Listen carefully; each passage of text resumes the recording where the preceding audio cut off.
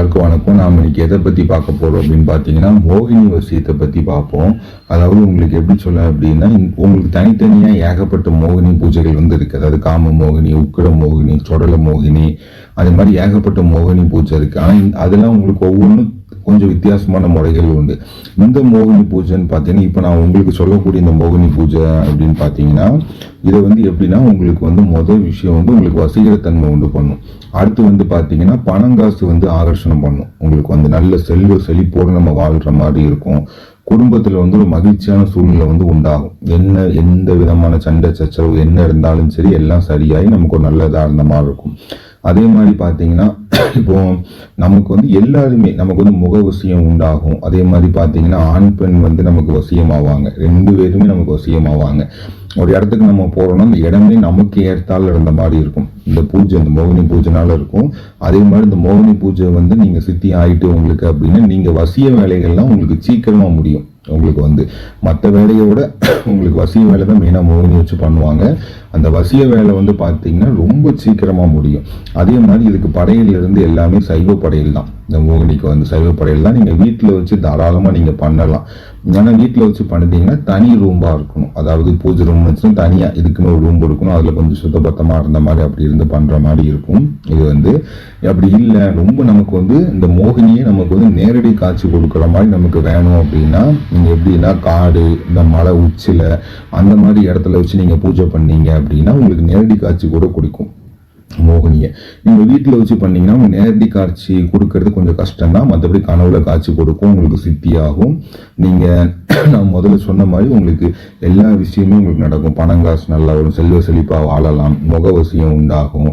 இந்த மாதிரி நிறைய விஷயங்கள் குடும்பத்துக்குள்ள ஒரு மகிழ்ச்சியான சூழ்நிலை எல்லாமே உருவாகும். இந்த மோகினி பூஜை இது பார்த்தீங்கன்னா, நீங்க இந்த பூஜை நான் உங்களுக்கு உண்டான எந்திரம் நீங்க வரைஞ்சி காரி சித்தி தகுடு இல்லைன்னா செப்பு தகுடு நீங்க வரையணும். இந்த எந்திரத்தை வரைஞ்சி ஒரு தாம்பழத்தட்டு பரப்பி இந்த தாம்பழத்தட்டு மேல இந்த எந்திரத்தை வைக்கணும்.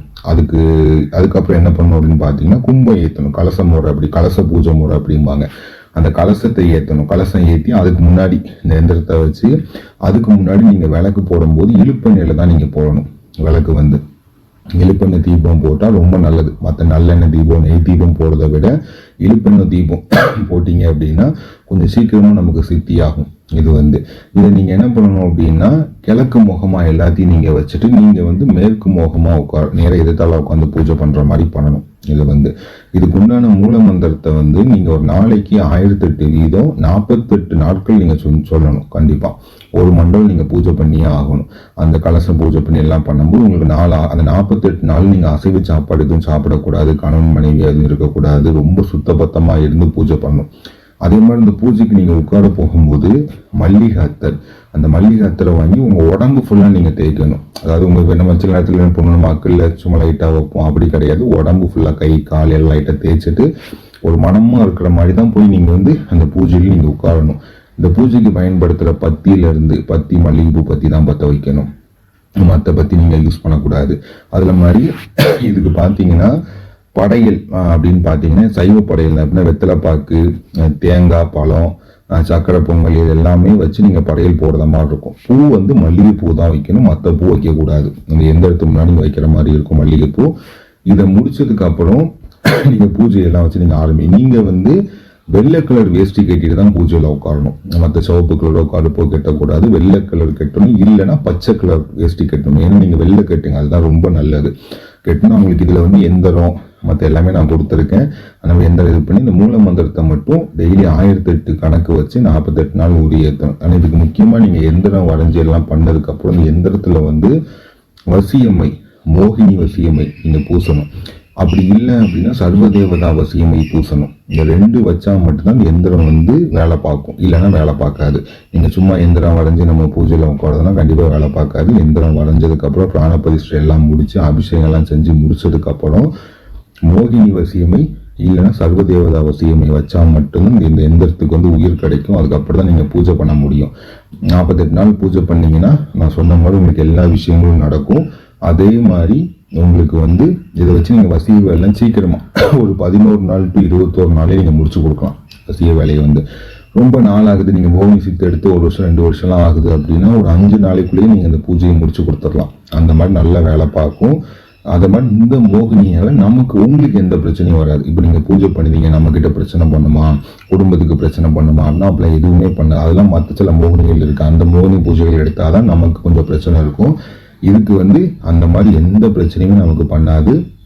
நமக்கு நல்ல சித்தி மட்டும் ஆயிட்டு அப்படின்னா நம்ம வசிய வேலைலாம் எடுத்தோம்னா நமக்கு அவ்வளோ சீக்கிரமாக முடியும்.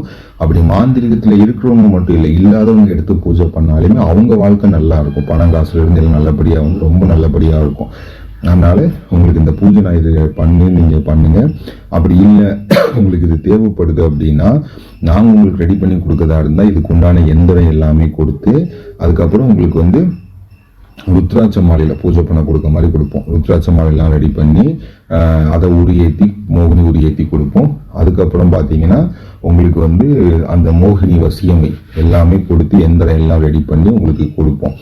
அது கொஞ்சம் ரெடி பண்ணி நாங்கள் உங்களுக்கு இதே மாதிரி தான் பூஜைகள் எல்லாமே இதே மாதிரி தான் நாங்கள் ரெடி பண்ணி கொடுத்து ஆவகனம் பண்ணி. இப்போ நீங்கள் எந்திரம் வரைஞ்சி நீங்கள் பூஜை பண்ணும்போது அதுக்கு நீங்கள் மைய வச்சு உரு கொடுத்து பண்ணுற மாதிரி இருக்கும். நாங்கள் எந்திரம் வரைஞ்சி ஒரு இது பண்ணி பூஜை எப்படின்னா அந்த எந்திரத்தில் அந்த மோகினியை ஆவங்கனம் பண்ணி தான் உங்களுக்கே நாங்கள் கொடுப்போம். அப்படி கொடுப்போம். உங்களுக்கு தேவைப்படுச்சுன்னு நீங்கள் சொல்லுங்கள், உங்களுக்கு எல்லாமே ரெடி பண்ணி அதுக்கு உண்டான விஷயங்கள் எல்லாமே செட்டாக கொடுப்போம். அப்படி இல்லை நீங்களே பண்ண முடியும், உங்களுக்கு இந்த மை எல்லாமே இருக்குது அப்படின்னு நீங்களே தாராளமாக பண்ணுங்கள்.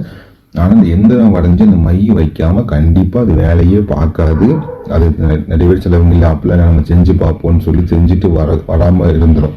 ஏன்னா அந்த மை வச்சாதான் அதுக்கு ஒரு உரு வரும். அதாவது ஒரு கரு கொடுக்குற மாதிரி, கருமை மாதிரி அதுக்கு ஒரு உயிர் வரும் எந்திரத்துக்கு. அதனால தயவு செஞ்சு இப்போ நீங்கள் நம்மளாம் எந்திரம் வரைவோம், நம்மளாம் பூஜை பண்ணுவோம்னு சொல்லிட்டு 48 நாள் வீணடிச்சு வரலன்னு சொல்லி கவலைப்படுறதுக்கு உங்ககிட்ட அந்த மை சிலவங்க கிட்ட அந்த மை உண்டு. அந்த மாதிரி மை வச்சிருந்தாங்கன்னா நீங்கள் தாராளமாக யூஸ் பண்ணி பண்ணுங்க. அப்படி இல்லைன்னு நீங்கள் என்கிட்ட தொடர்பு கொண்டு பேசுங்க, உங்களுக்கு எல்லாமே ரெடி பண்ணி கொடுப்பேன். நல்லபடி இருக்கும் உங்களுக்கு. நன்றி.